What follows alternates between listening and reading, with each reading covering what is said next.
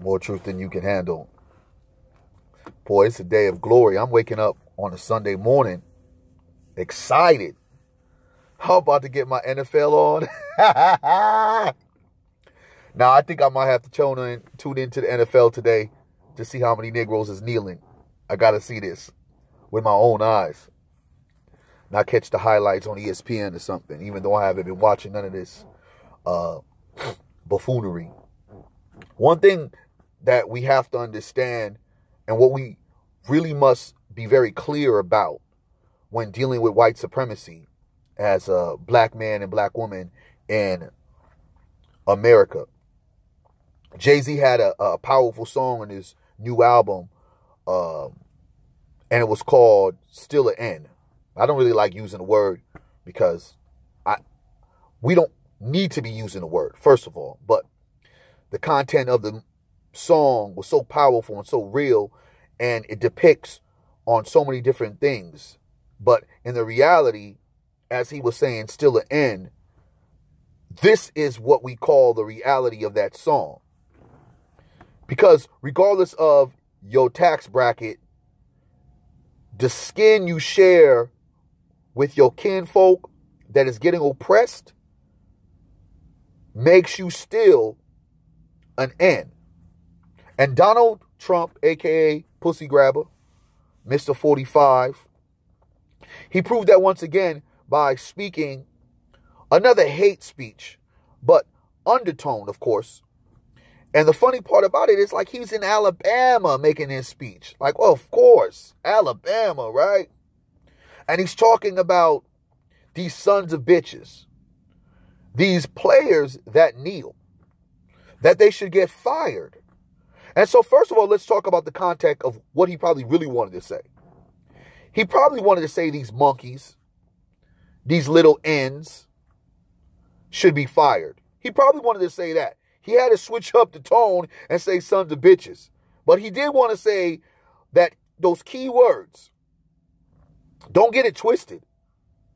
And the fact that he was not only targeting Colin Kaepernick, who started this whole movement, he also targeted other individuals that are beginning to fall in line and follow the lead. Currently, and when Colin was doing it last year. So when now all these other NFL players who have been giving Colin Kaepernick all this heat for standing, when now you turn around and see, because of the statements of a president, they now are turning around and kneeling. And you have one guy by the way of LaShawn McCoy talking about our president's an asshole, but this is the same guy that was down talking his brother Colin Kaepernick. And I just seen today Mr. Ray Lewis, a.k.a. Double Homicide, sit there, who has been blasting Colin any which way he could, who has actually had meetings with our President 45, talking about black relationships and what he was trying to do with the president to build that relationship. He himself at a game was kneeling. What the hell is going on right now? This shit is crazy to me. Negroes got to understand that regardless of if the oppression is attacking you now, later, it's going to get you. Regardless of if racism hasn't knocked on your door now or later, it's going to knock.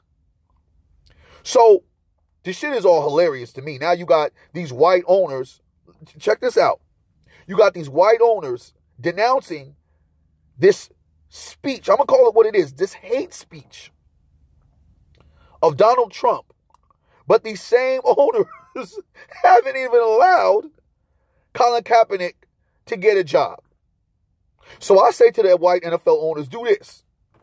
Forget having all your players take a stand now and kneel. Nah. Piss Donald Trump off and put your boy Colin Kaepernick in an NFL uniform and get him back on the field, man. You want to make President Trump pissed off? Get him back on the field. Because all we doing now is utilizing Mr. 45 as a scapegoat for white supremacy as he's been used onto what's really going on. The NFL created this problem. One team just had to give him a try on that football field. They could have cut him.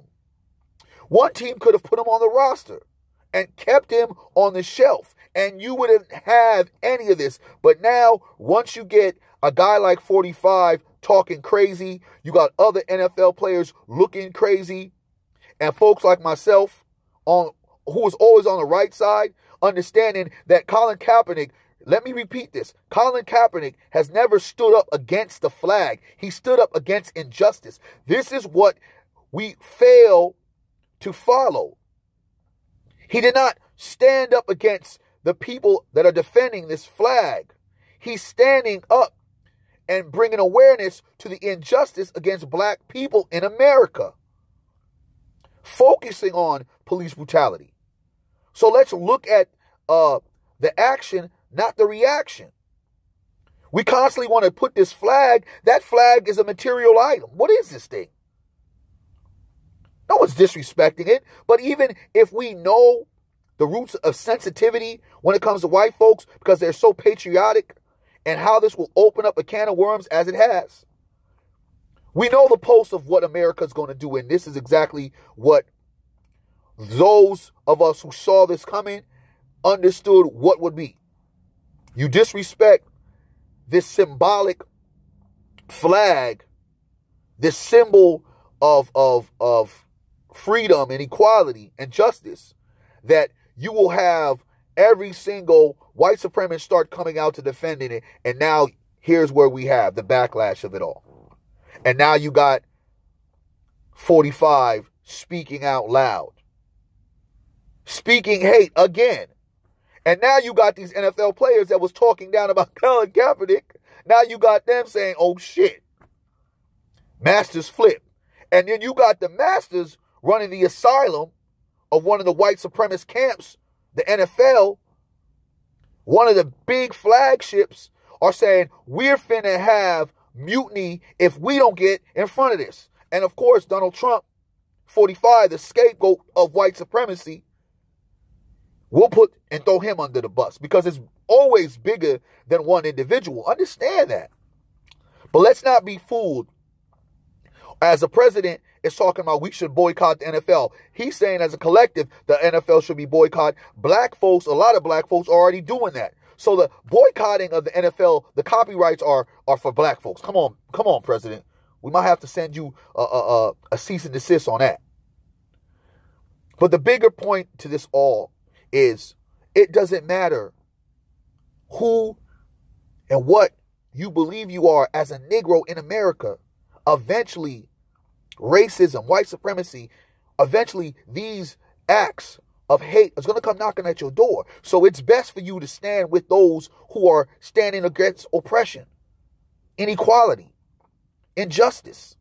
And stop pretending that when we stand and when we yell out, when we speak out, when we talk about racism and white supremacy, as if we're crazy because you are fitting nice and fine and dandy in the house of white supremacy in Master's Village. But not understanding that eventually you gonna be next. So how does Colin Kaepernick look now? How ignorant and foolish does he look now? For all those NFL players or any other player outside of the NFL or actor or whoever that was black especially. I'm not going to worry about those other folks because I expect that. But I'm talking about my black folk that did not stand and say, I'm with this brother. How do you feel now that you got called out? Huh? How you feel now? NFL could have easily handled this situation a long time ago. But now it's made into something bigger. It's submerged. And shouts out to Jemele Hill, because Jemele Hill called it exactly what it was, right? That our president is the face basically of white supremacy. And here we are, when they were yelling and saying Jemele Hill needs to get fired, turn around and these statements are being made. Sons of bitches ain't what he wanted to say. He wanted to say what he really wanted to say and what a lot of folks, white folks in this kind of power structure feel. These damn ends. Let me just say it one time. Fire these damn niggas. That's what he wanted to say. Let's not be fooled. Shouts out to LeBron James as well, calling the president a bum. He's standing up. Shouts out to Curry, because Curry got attacked as well. The black athlete is getting attacked right now, and y'all better use your power, man. Show us what you do. Use your power. Utilize that.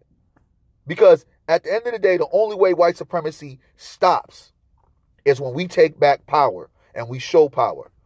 And if you suckers don't see what's really going on and all you silly Negroes was popping all that shit, now y'all want to sit there and, I want to hear what Michael Vick's going to have to say. I just want to see, because I see LaShawn do what he did. He said his tweet.